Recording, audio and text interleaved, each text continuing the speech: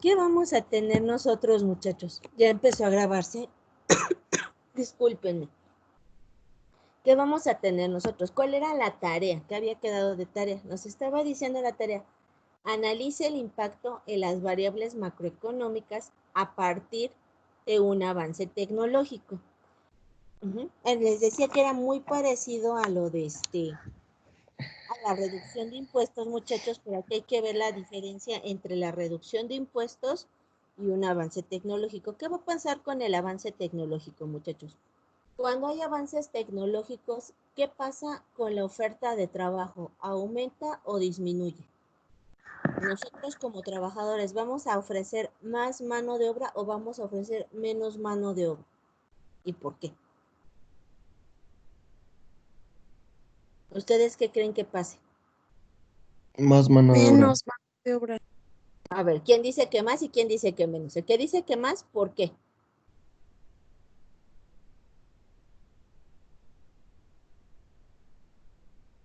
Dice no.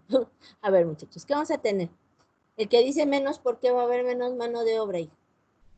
Yo digo que menos, maestra, porque pues las máquinas ya suplen el trabajo de las personas.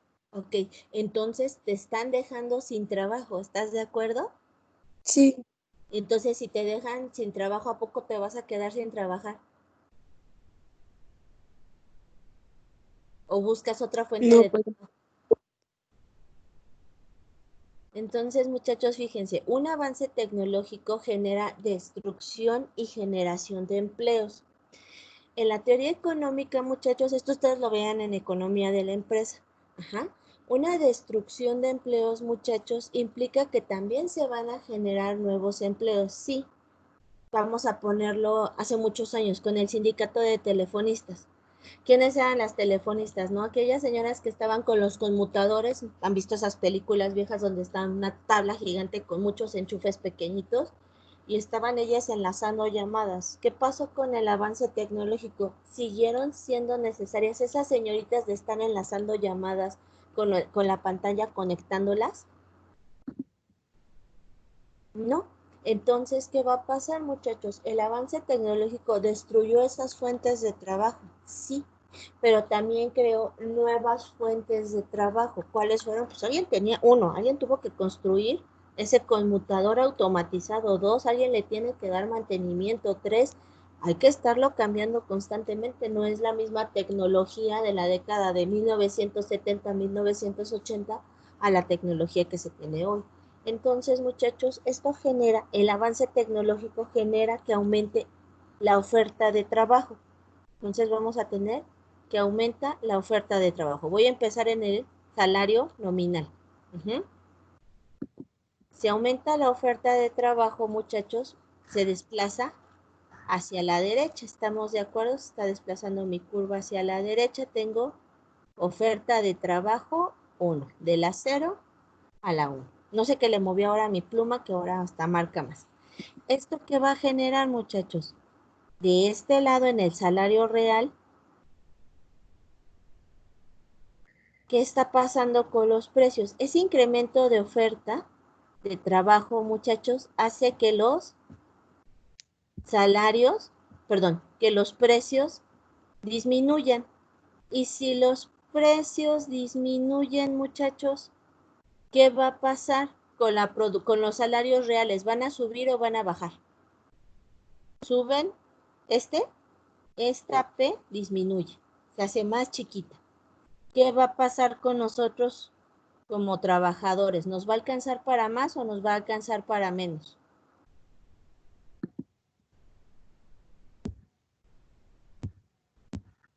Nos va a alcanzar para menos. para menos. Si bajan los precios, muchachos, Ah, no, para más. para más.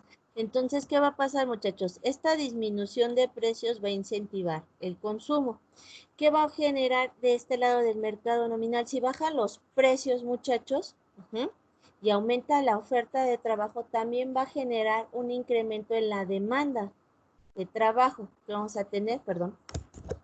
Esta se va a desplazar, la demanda de trabajo también se va a desplazar hacia la derecha, muchachos. Si bajan los precios, yo puedo ofrecerte más trabajo, es más barato, quiero producir más. Yo sé que la gente quiere comprar más, entonces voy a producir más. ¿Qué va a pasar en este aspecto, muchachos? Se va a desplazar la demanda de trabajo. Más o menos me debe de quedar igual. Está. Entonces aquí voy a tener mi L de 1 y L de 0. ¿Qué está pasando aquí, muchachos?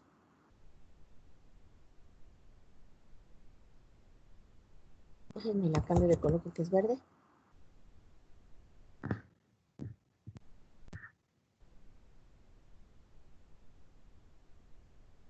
Vamos a tener esto así. Pasamos del punto A, quiere estar aquí, al punto B, porque bajaron los precios, ¿sí? Al punto C. Acuérdense que nosotros explicábamos que el mercado de trabajo, muchachos, representa la oferta agregada. Para los clásicos, acuérdense, el trabajo es lo que genera la producción. Comentábamos lo de la ley de Say, de que toda oferta genera su propia demanda. Con base en esto, muchachos, tenemos ahora lo siguiente. Lo voy a poner un poquito igual de delgadito, pero a un costado.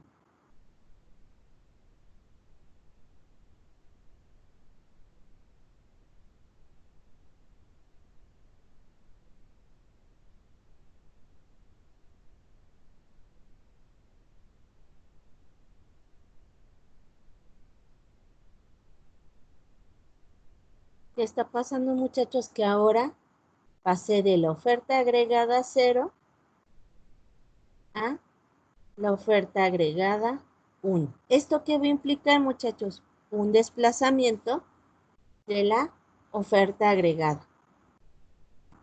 Esta se desplazó para acá.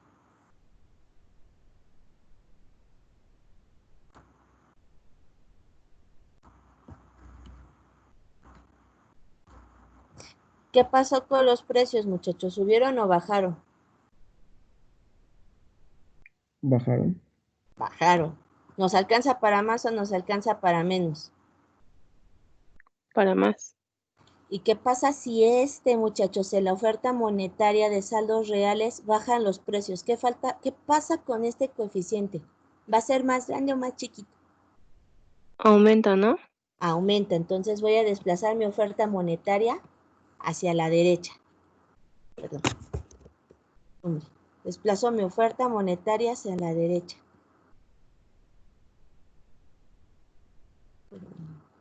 M sobre P. 0 a 1. ¿Qué va a pasar? Bajan las tasas de interés. ¿Estamos de acuerdo? Entonces, mi LM se va a desplazar hacia la derecha. Vean todo el desplazamiento que tenemos que hacer.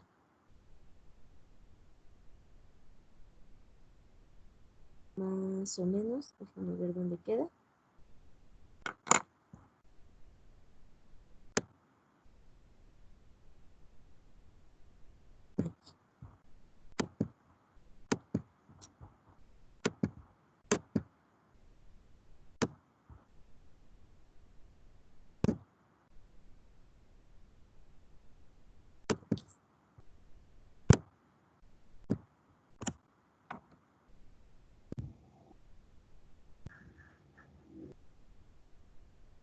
Entonces, ahora, ¿qué voy a tener, muchachos? Fíjense, en este punto bajó la tasa de interés. Pasé de la tasa de interés 0 a la tasa de interés 1.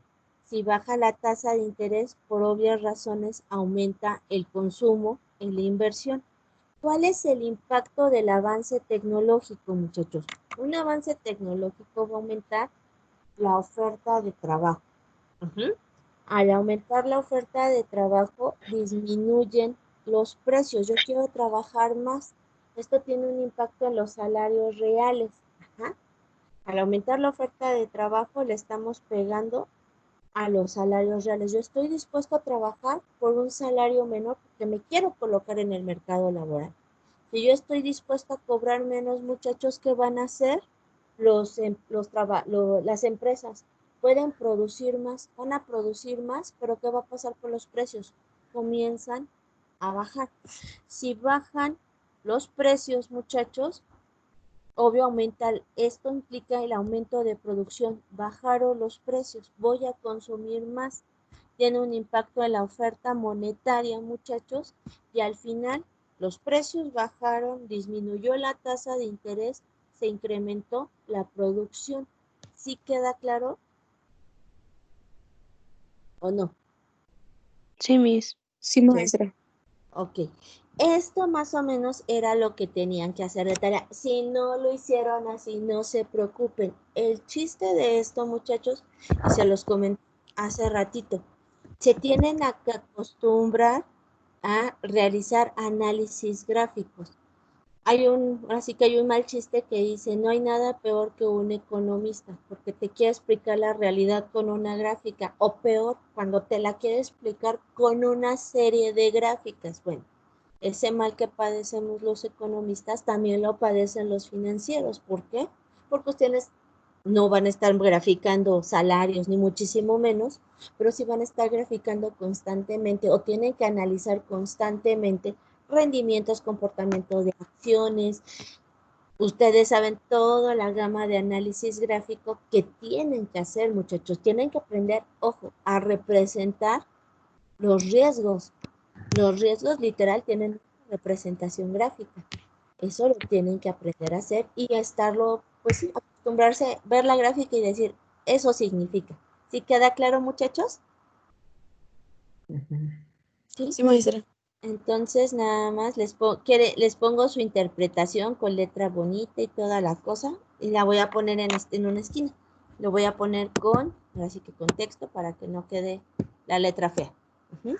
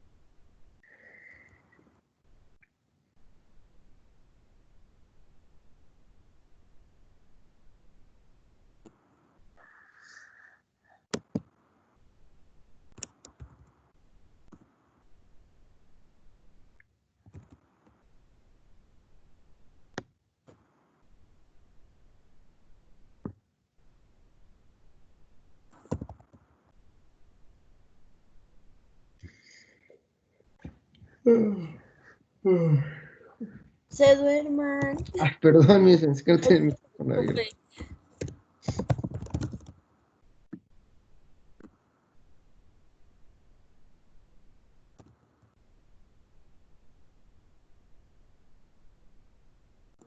Eso es lo que nos va a pasar al final, muchachos. De todo esto, lo que nos interesa, bueno, ya no, la conclusión de esto sería que un impacto, ahora sí, un desarrollo tecnológico, muchachos, va a tener un impacto en el producto, un incremento en el empleo y una disminución de los precios. Eso es lo que va a pasar, muchachos, cuando nosotros tenemos un avance tecnológico. Ahora, hay que tener claro las diferencias entre la política de rentas que veíamos la clase pasada de bajar los impuestos, muchachos, y este avance tecnológico.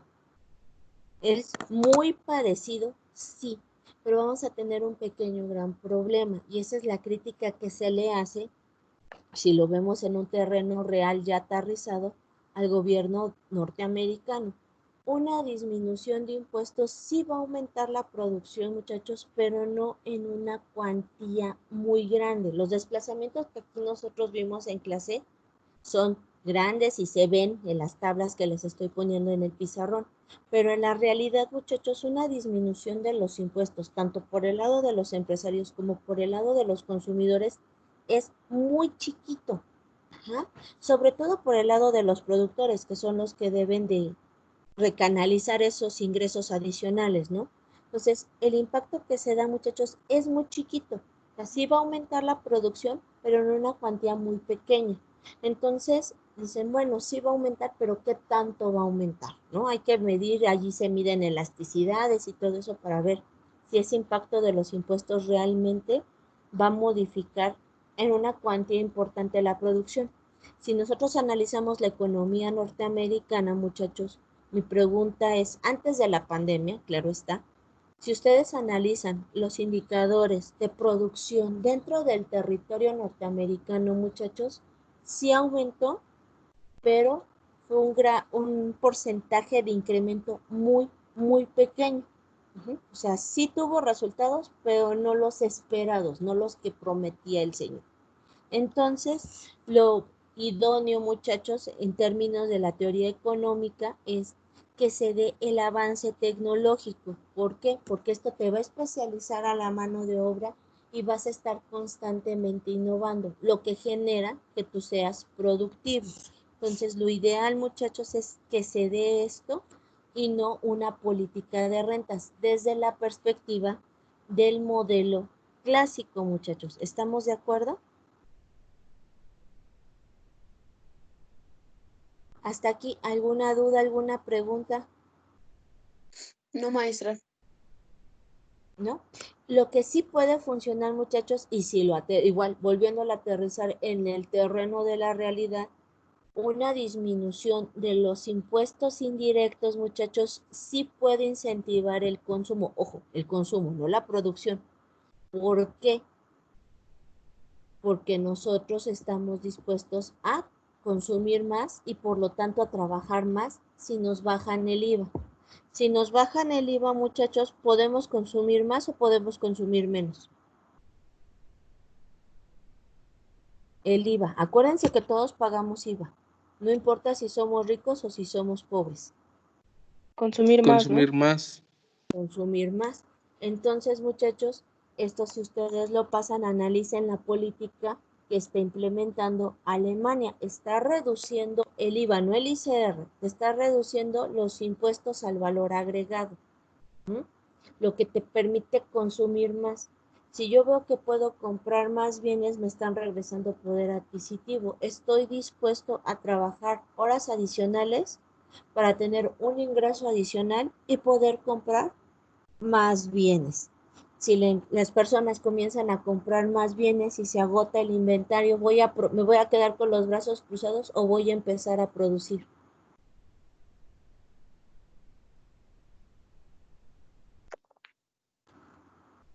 ¿Qué va a pasar, muchachos? Si yo veo que el mercado está consumiendo bienes, ¿voy a dejar de producir o voy a empezar a producir? No, voy a producir. Voy a producir.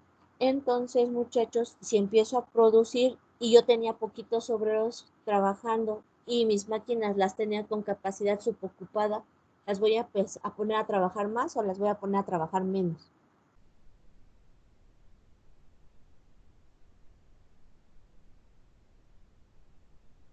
A trabajar más. A trabajar más. Entonces, muchachos, esto comienza a generar incremento en la producción, incremento en el consumo. Y esto empieza a generar riqueza. Ojo, no es que no sean necesarios los impuestos, muchachos. Los impuestos son necesarios para que opere el Estado. pero hay que saber cuál es esa delgada línea, muchachos, de los famosos equilibrios, que ahora sí que para nuestra desgracia, pues los equilibrios no son estáticos, son dinámicos. ¿Hasta aquí alguna duda, muchachos? ¿Alguna pregunta? ¿No? Vamos a continuar entonces. ¿Puedo cambiar la pantalla o me espero tantito? Tantito, Miss. Sí, claro que sí, muchachos. Sigo intentando, no sé qué pasó con mi auricular.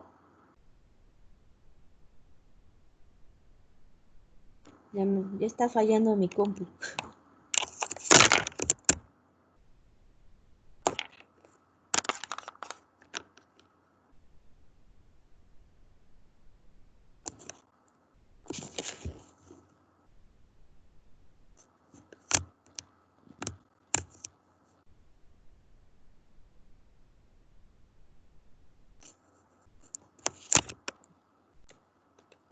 Oiga, profesora, disculpe, ¿en cuál de las gráficas es donde se ve lo de la mano de obra, lo del empleo?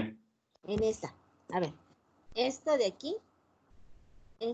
Ahora sí que estas dos es mercado laboral.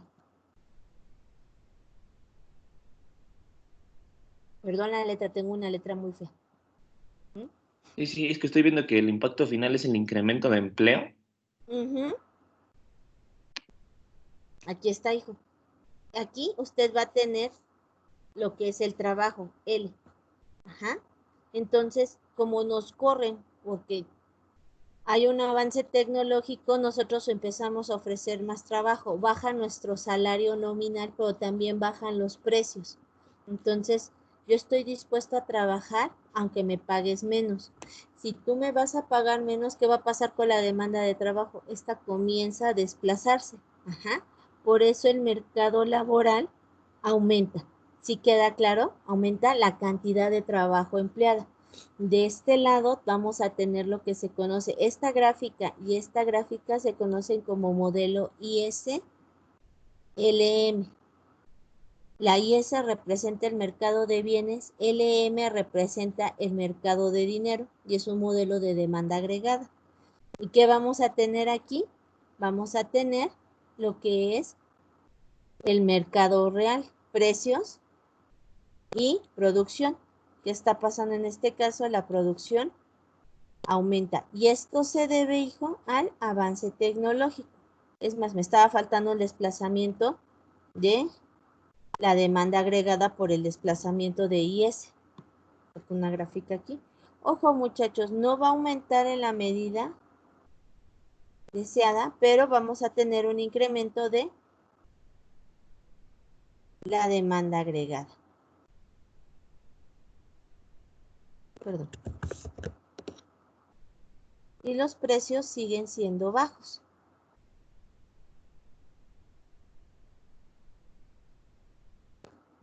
Eso es lo que vamos a tener.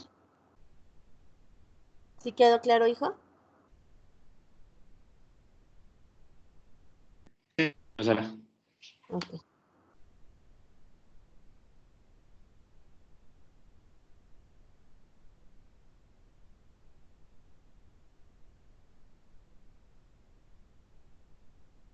Ustedes me dicen cuando pueda cambiar de pantallas, muchachos.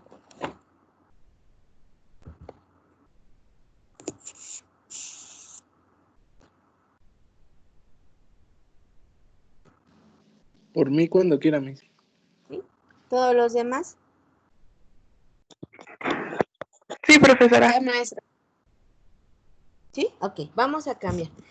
¿Qué pasa con este modelo, muchachos? ¿Qué pasa con el modelo clásico? El modelo clásico, muchachos, si nosotros lo viéramos en una línea temporal, empieza desde 1776, cuando escribe Adam Smith La riqueza de las naciones, con todos sus, ahora sí que con sus cortes. Aquí tenemos el modelo marxista, el socialismo, y dura, muchachos, aprox dura hasta 1935, 36. Bueno, hasta que inicia la Segunda Guerra Mundial. ¿La Segunda Guerra Mundial en qué año inicia, muchachos?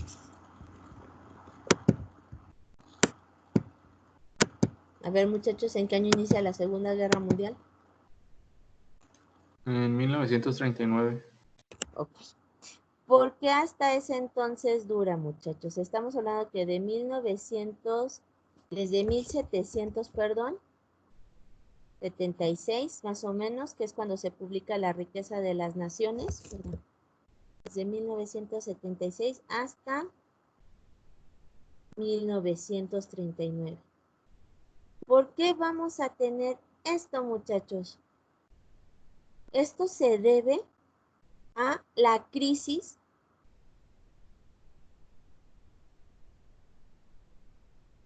de 1929. ¿Qué pasa en 1929, muchachos?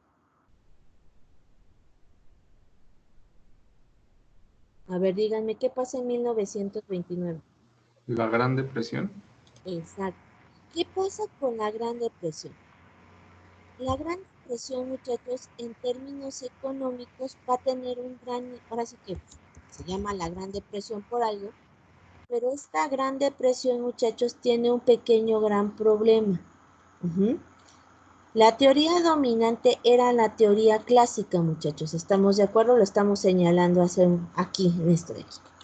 El problema de la Gran Depresión, muchachos, es que en aquel entonces Hoover, que estaba al frente de la presidencia en Estados Unidos, le preguntaba a sus asesores económicos, ¿qué hago? Nada. ¿Cómo que nada? Si tú no hagas nada. El mercado se va a regular solo y va a llegar al equilibrio. Sí, o sea, tú no hagas nada. Mira, el modelo, las gráficas dicen que conforme pase el tiempo, es más, el que tiene la culpa de esta crisis eres tú.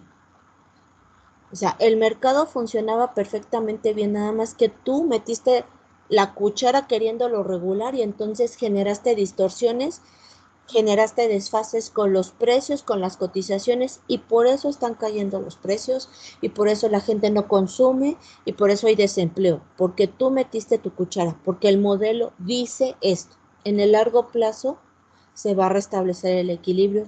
Y no lo decían nada más porque se sentaran y se cruzaran de brazos, muchachos, sino que hacían todo un análisis y decían, en el largo plazo se va a restablecer el equilibrio, o sea, van a volver a estar en equilibrio los mercados.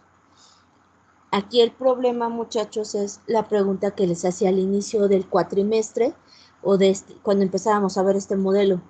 ¿Qué tan largo es el largo plazo? ¿5, 10, 15, 20, 50, 100 años? Desde que yo tengo uso de razón, muchachos, México va a crecer en el largo plazo.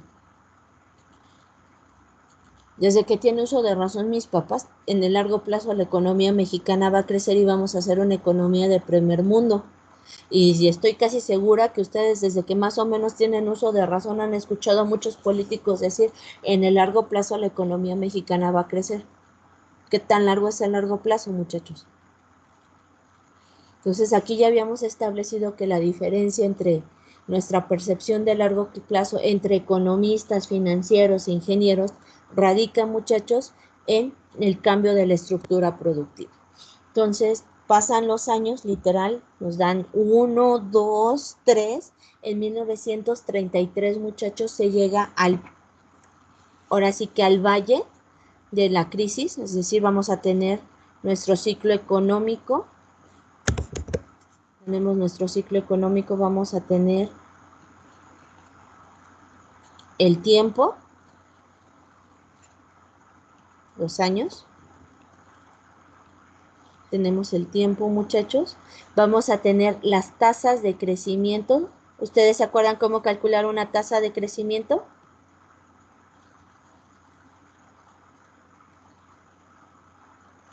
No sé qué pasa ahora con el lápiz. Vamos a tener las tasas de crecimiento, muchachos, que son las TCAs,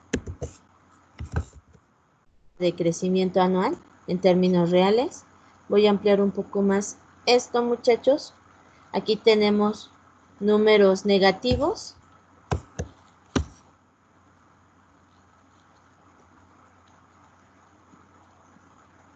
Aquí voy a tener números positivos y voy a tener mi ciclo económico, ojo de buen cubero, y esto va a estar así. Aquí estamos en auge, recesión, crisis, ¿no? Las fases del ciclo económico. En 1933, muchachos, estábamos aquí. Y la pregunta de todo el mundo, ¿no? ¿Y cuándo vamos a salir de la crisis? 33, aquí puse 36. En 1933, muchachos, estamos en esta fase de la crisis y el mundo preguntaba cuándo vamos a salir de la crisis. Hay un documental en YouTube ahora que tienen tiempo, muchachos. Busquen la Gran Depresión. Está muy ligado a lo que fue la crisis de los mercados hipotecarios en el 2008-2009. Y explicaban que se ven unas escenas, muchachos, cómo la gente en Estados Unidos utilizaban cartón, periódico para hacerse zapatos. Las cortinas y las sábanas son muy buenas para hacer ropa. Entonces se empieza a ver esto, perdón, y no había una explicación. ¿Qué pasa en este contexto, muchachos? En 1936, el economista inglés John Maynard Keynes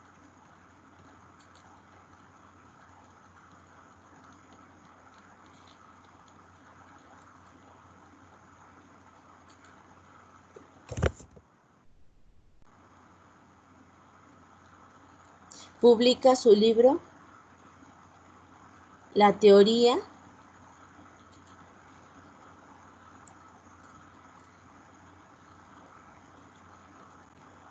general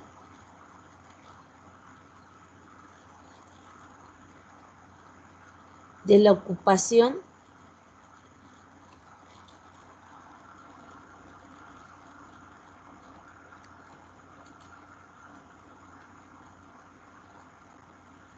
el interés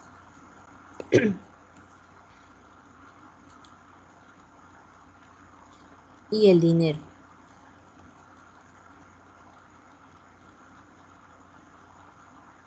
Y aquí vamos a tener, muchachos, un quiebre en la línea de la historia económica, porque entonces vamos a tener ahora lo que se conocen como los modelos keynesianos. ¿Qué pasa con las aportaciones de Keynes? Ojo, muchachos, aquí hay que tener cuidado con el análisis que se hace de la teoría keynesiana.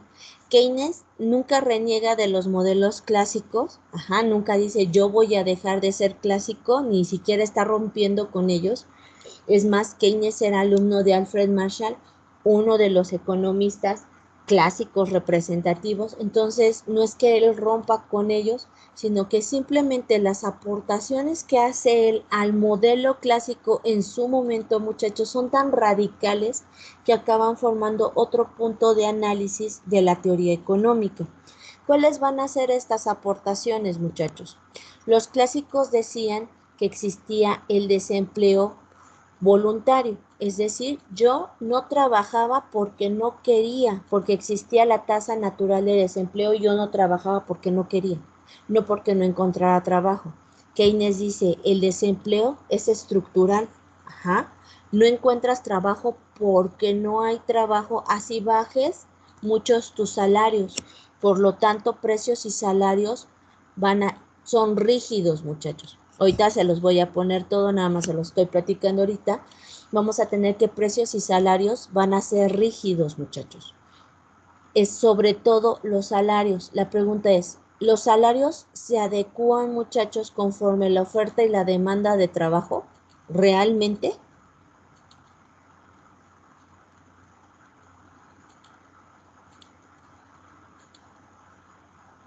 Entonces, con base en esto, muchachos, que vamos a tener, los salarios no son flexibles, son rígidos. Vamos a tener que la gente está desempleada no porque quiere, sino porque no le queda de otra. Y con base en esto, ahora nuestra curva de oferta agregada va a ser una línea horizontal. Entonces, voy a cambiar de página, muchachos, y les voy a poner los supuestos del modelo. ¿Puedo? Sí. Sí, maestra. Entonces, vamos a tener el modelo keynesiano.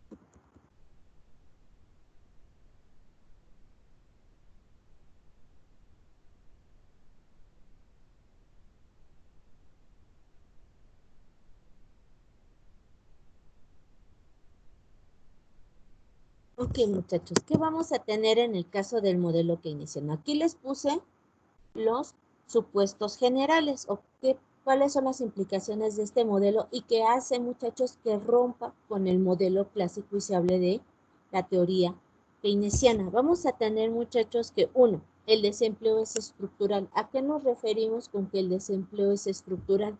Que por más que nosotros estemos dispuestos, uno, a bajar nuestros salarios, muchachos, y de trabajo de lo que sea, no encontramos trabajo. A eso se refiere el desempleo estructural. Por más que yo busque trabajo, no lo encuentro. Por más capacitado que esté, por todo lo que ustedes quieran, muchachos, no encuentro trabajo. Analicémoslo en el contexto actual. ¿Encontramos trabajo fácilmente, muchachos, actualmente?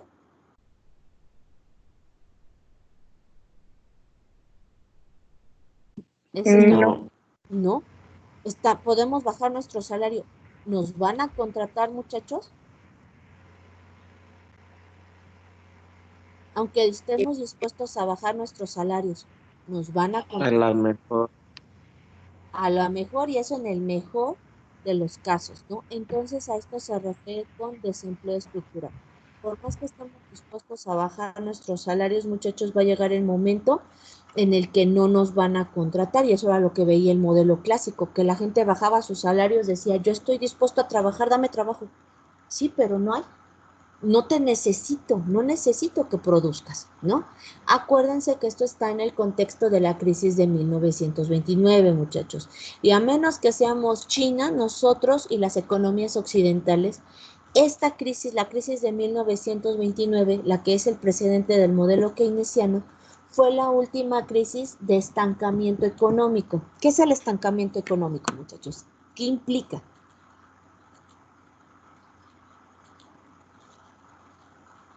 ¿Una idea? Que no se consigue sobresalir en la economía. Que no se consigue sobresalir en la economía. ¿En qué sentido, hijo? O sea que pues no se puede como que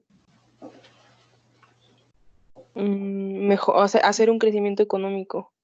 Exacto, ese es el estancamiento. Pero ojo, muchachos, el estancamiento económico de la crisis de 1929 venía acompañado de una caída de precios. Los precios comenzaron a caer no solo de los bienes, muchachos, sino también de los sueldos, salarios, producción, las tasas de, ahora sí que los rendimientos de los activos bursátiles, muchachos, comienzan a caer. Literal, yo llegaba y te decía, cómprame acciones de General Motors.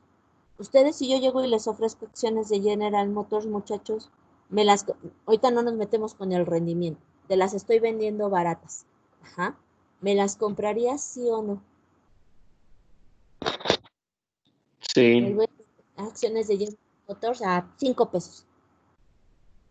¿Me las sí. comprarían? ¿Sí? Ahí está. Sí. Cuando fue la crisis de 1929, muchachos, yo llegaba con acciones de General Motors y te decía, dame un peso. ¿Ustedes qué creen que decía el mercado? ¿Que sí o que no? Que no. Exacto. A pesar de que eran un peso las acciones de General Motors, muchachos, no es porque no las quisieran comprar, es porque no tenían dinero. O sea, no importa que me estés dando un peso, o sea, no importa que fueran 10 centavos, no tengo ni 10 centavos para comprarte esa acción. Ajá, acuérdense que bajamos los precios para que nos compren las acciones, ¿no? En aquel momento, muchachos, los precios comenzaron a caer. Iban a las tiendas y podían ver los anaqueles llenos en un primer momento, muchachos, y decías, bueno, es que véndelo, baja los precios, y bajaba los precios y bajaba los precios, pero la gente no compraba. ¿Qué pasaba? Pues que no tenían trabajo. Y aquí viene la pregunta. Fíjense cómo es un círculo vicioso. En este caso se conoce como espiral, ajá, de la crisis. Si tú no vendes, tiene caso que sigan teniendo personal empleado, muchachos. Piensen en aquel entonces empezaba la industria automotriz. Uh-huh. Ustedes hicieron automóviles, no los están vendiendo, están comenzando a bajar los precios. Uh-huh. Ya los bajaron lo más que pudieron y no se vende el automóvil. ¿Tiene caso que ustedes tengan abierta su planta produciendo más automóviles? No. No. Entonces, ¿qué vamos a hacer con los trabajadores que tenemos? Despedirlos. Los corro. Y entonces se quedan sin trabajo. Esas personas se quedaron sin trabajo. ¿Siguen teniendo dinero para consumir? No. Y si no consumen, ¿qué va a pasar con el inventario que todavía queda? ¿Se va a vender o se va a seguir estancando? Se estanca. Y estancando. Entonces, muchachos, si yo no vendo, no produzco, entonces te corro, tú no tienes dinero para consumir, entonces se sigue estancando la economía y tenemos una bonita crisis. Eso fue, en términos muy generales y muy burdos, muchachos, lo que pasó en 1929. Esa se conoce como crisis de estancamiento económico. Y por más que se buscaba reactivar la economía con base en lo que les decía, muchachos, de los modelos clásicos, no nos daba. O sea, no se reactivaba la economía. No es que los clásicos fueran los malos del cuento, ni muchísimo menos. No se reactivaba la economía. Perdón, muchachos. Con base en esto, ¿qué pasa? Las aportaciones de Keynes dicen, ¿sabes qué? Los precios no van a ser flexibles y les voy a decir por qué. ¿Ustedes qué creen que hizo General Motors y Chrysler con su inventario? ¿Qué creen que le hicieron? ¿Ustedes qué creen que hayan hecho con ese inventario que tenían acumulado? ¿Una idea? Lo que se les ocurra. ¿Qué creen? Pues rematarlos. ¿Mandé? Rematarlos, ¿no? No, antes muerto que perder un quinto, lo destruyeron. Y lo aventaron al mar, porque primero lo tiro antes que regalártelo. Se los juro. Así veían como General Motors, literal, es uno de dos, o quemaban los carros, o los desbarataban y los tiraron al mar. Así. Se ve en este documental que les decía cómo están, son pequeñas fracciones, pero se ve cómo están desbaratando los automóviles y los tiran, porque primero lo tiro antes que regalarte. Ajá. No, y por más que bajaron los precios, pues no lo vendían, entonces no te lo voy a regalar. Primero muerto antes que regalarte el automóvil. Entonces, destruyeron el inventario, muchachos. Con base en esto, esto se conoce como crisis de estancamiento económico. Y la crisis de 1929 fue una crisis de sobreproducción, muchachos. Había muchos productos, los precios cayeron, pero el problema es que no había manera de comprarlos. ¿Sí queda claro? Con base en esto, muchachos, Keynes, buscando, ahora sí como dicen los economistas, buscando, estudiando esto, dice, bueno, de los supuestos del modelo clásico, ¿qué tal si quito que el desempleo no es voluntario, sino que el desempleo es estructural? Las personas no trabajan no porque no quieren, sino porque no encuentran trabajo. 2, los precios y los salarios no son flexibles. Va a llegar un punto en el cual ya no vamos a estar dispuestos a bajar más los precios ni nuestro salario. Por lo tanto, son rígidos. Y aquí viene el punto, muchachos, que hizo que la teoría keynesiana se cociera como, ahora sí que arroz aparte. La política fiscal y monetaria sí tienen impacto en las variables reales. Estas, muchachos, estas de aquí, si las vemos en el contexto actual o un poco más moderno, estos se conocen como políticas anticíclicas.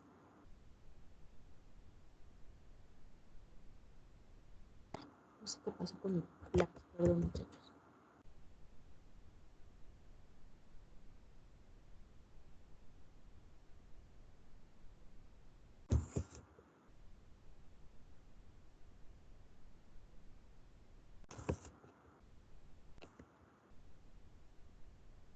No sé que le moví a mi lápiz, pero ahora ya no funciona también.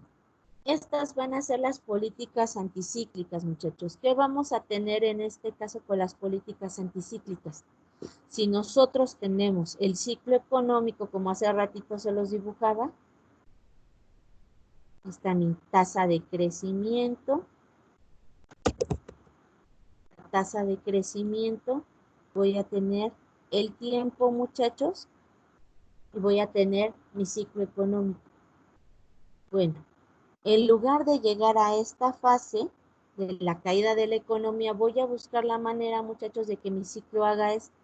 En el momento que empezamos a ver la caída de la actividad económica, la voy a revertir. ¿Es lo mismo encontrarme en esta fase que encontrarme en esta fase?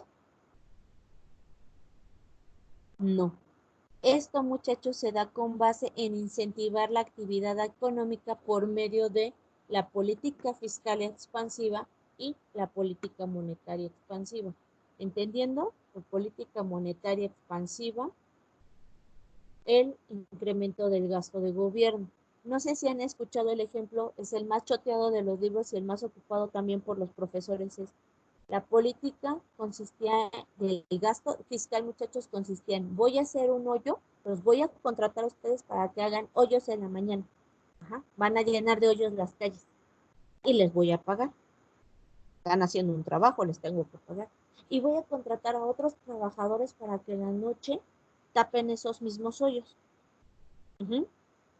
Pues fue lo que le dijo a Roosevelt, ¿no? ¿Mandé? Keynes fue lo que le dijo a Roosevelt. Haz hoyos, tapa hoyos. Ajá. Exacto. Así funcionamos. Por eso, muchachos, ahora, más allá de hacer hoyos y tapa hoyos, eso es lo que genera una economía de guerra. Si yo tengo una economía de guerra, ¿qué va a pasar? Pues hay que hacer cañones, hay que hacer armas, hay que hacer tanques, hay que mandar soldados y los soldados pues hay que pagarles un salario y si se mueren pues hay que mantener a sus familias porque pues, por culpa se murieron, ¿no? Estaban en guerra, hay que pagar indemnizaciones, ¿no? ¿Qué pasa si tienes dinero, muchachos? ¿Consumimos o no consumimos?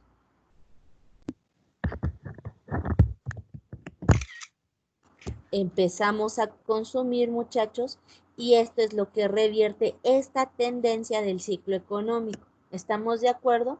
Ahora, ¿cuál es la otra aportación fuerte de esta teoría, muchachos? La otra aportación fuerte de la teoría keynesiana es que precisamente al decir que los precios y los salarios son flexibles, muchachos, vamos a tener una diferencia fuerte.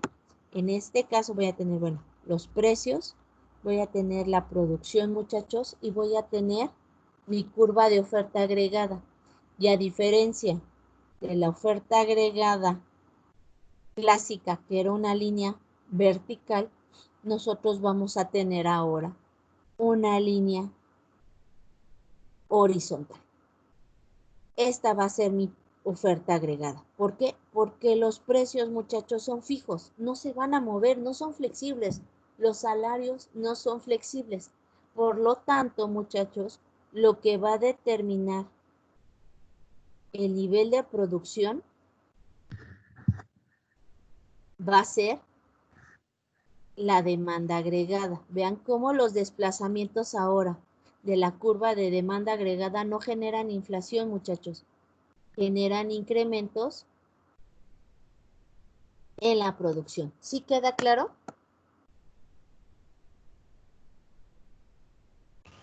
Sí, maestra. Gracias. 8.3. Entonces, estos serían los impactos, muchachos, de la teoría. El modelo, muchachos, el modelo keynesiano tal cual es un modelo de oferta, es un modelo de demanda agregada. Trata de explicar cómo a partir del consumo, muchachos, se reactiva, valga la redundancia, la actividad económica. Y si lo vemos ya en términos de corte temporal, muchachos, ahora sí vamos a tener que esta oferta agregada, ¿me puedo cambiar la pantallita, muchachos? Espere, Miss. Déjenme, se los pongo como nota. Vamos a tener lo siguiente, muchachos, ahora sí que lo ponen como nota. Vamos a tener en el análisis lo siguiente. La oferta agregada vertical, la clásica, muchachos, se utiliza para analizar el largo plazo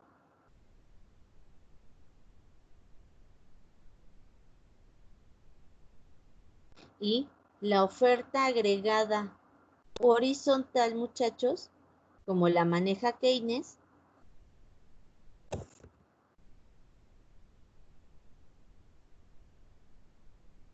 se utiliza para manejar el corto plazo. Es más chiste, bueno, no es chiste de economistas, más bien es algo que utilizamos mucho. Keynes, cuando le preguntaban a Keynes qué tan largo es el largo plazo o qué tan corto es el corto plazo, Keynes respondió en su momento, en el largo plazo todos estamos muertos. Ahora sí que es chiste local, no causa mucha gracia, pero dentro del análisis económico, muchachos, los clásicos decían en el largo plazo. ¿Qué tan largo es el largo plazo? Keynes contestaba, en el largo plazo todos estamos muertos. ¿Qué tan largo es el largo plazo, muchachos? Por eso el modelo keynesiano es un modelo de políticas de corto plazo, que deben de ser consideradas, muchachos, solamente momentáneas y no ocuparse para siempre. ¿Estamos de acuerdo? ¿Por qué? Porque también el uso excesivo de estos instrumentos, muchachos, dio como resultado las crisis de estanflación económica, que surgen a partir de la década, más o menos, en el caso de México, a finales de los 60, principios de los 70, en la economía norteamericana igual en los 70. ¿Y saben en qué consiste una crisis de estanflación, muchachos? ¿Saben qué es una crisis de estanflación? ¿Alguien? ¿A qué les suena el término, muchachos? Es cuando, o sea, tienes como crisis, pero tus precios siguen subiendo, ¿no? Exacto, hijo, eso es una crisis de estanflación. Perfecto. Una crisis de estanflación es crisis económica, estancamiento, no estás vendiendo los productos, pero los precios no están bajando, están subiendo. En este tipo de crisis se dice que la nada tiene precio. Estas crisis, muchachos, son la característica de las crisis modernas. En 1970 a México ya le empezaba a tocar, pero se vino el boom petrolero, entonces se vino el crecimiento con inflación del sexenio de José López Portillo, muchachos.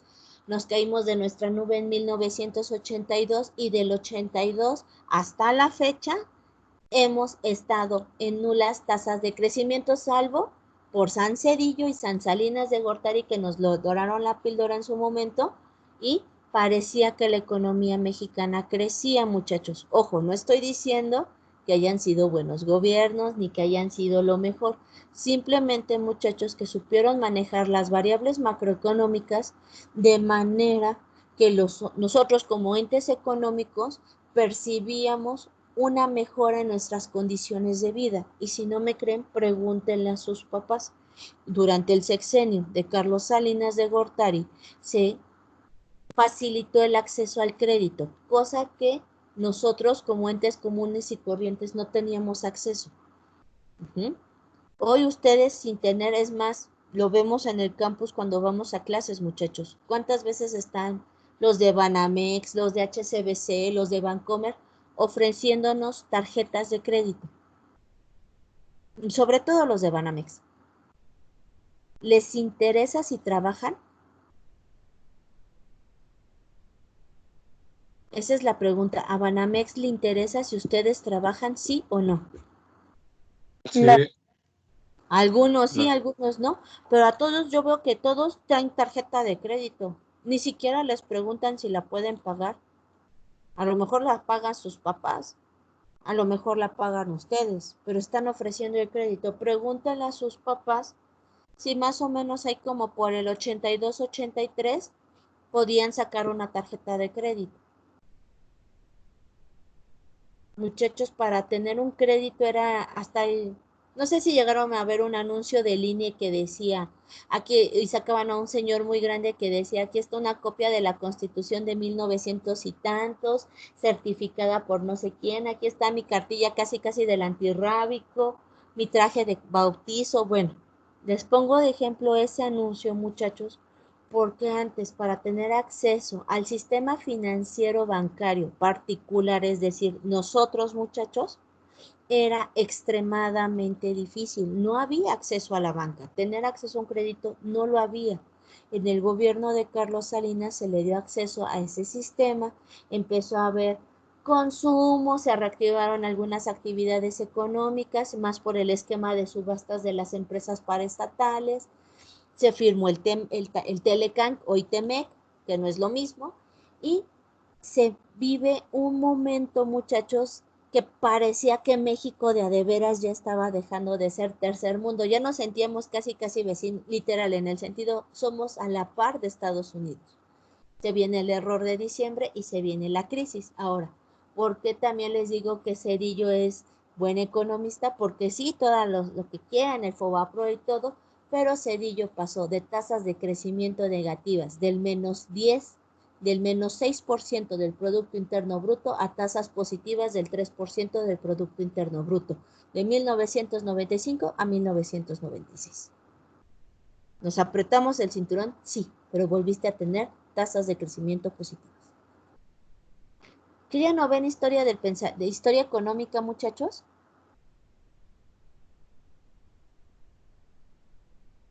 Tienen que estudiar historia, muchachos, si no, ¿cómo van a analizar las variables? Hasta aquí, muchachos, ¿alguna duda? ¿Alguna pregunta? ¿Queja, sugerencia, reclamación? No, ¿Están maestra. despiertos o están dormidos? ¿O están en estado de coma? Así no. Los miércoles me contestan y están contentos, pero ahorita, muchachos, tengo un grillito allí de fondo. Todo bien, Miss. No, es que tenemos sueño, Miss. Ok, muchachos, ¿qué vamos a ver de este modelo? Necesitamos ver unas operaciones, necesitamos ver ya algunos términos. Vamos a hacer una cosa, muchachos. Vamos a cortar hasta aquí la clase. Ajá. Ya son 8:15, 8:20 lo que les paso lista, pero les voy a dejar tarea. Ahorita se las anoto en el Blackboard. Déjenme parar la reunión. Ajá. Déjenme, detengo la grabación. Y les digo que vamos a tener de tarea.